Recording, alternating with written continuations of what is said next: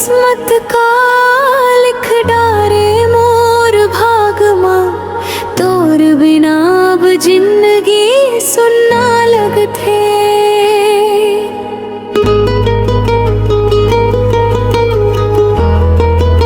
रोज रोज तोर रत्ता देखम आँखी भर भरवम, मोबाइल के फोटो ला देख देख चुपके ले मैं खोवम।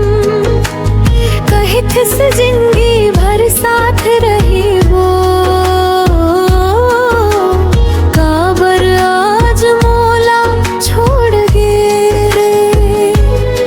मोर सपना टूट गे, मोर आस छूट गे, दिल की धड़कन अब चुप हो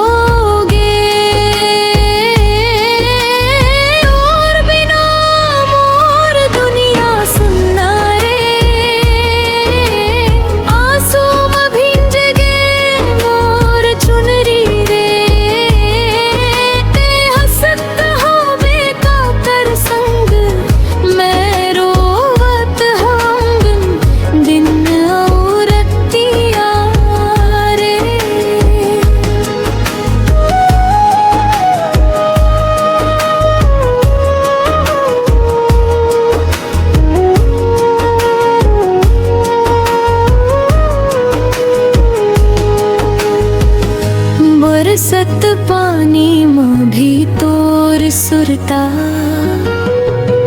चंदा देखवता तोर चेहरा।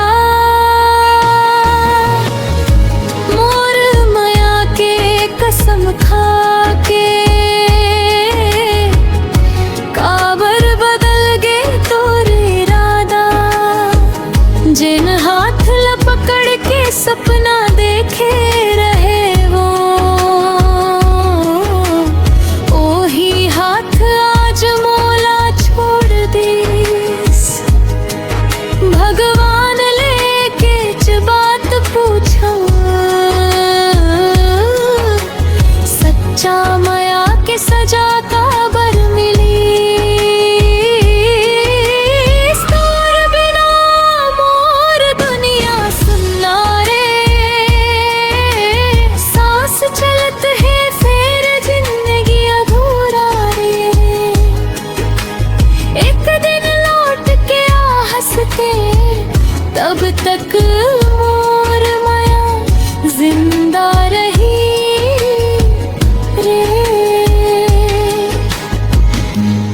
आँखी में आंसू, दिल में तोर नाम, माया खत्म नहीं होया, बस किस्मत हार जाते।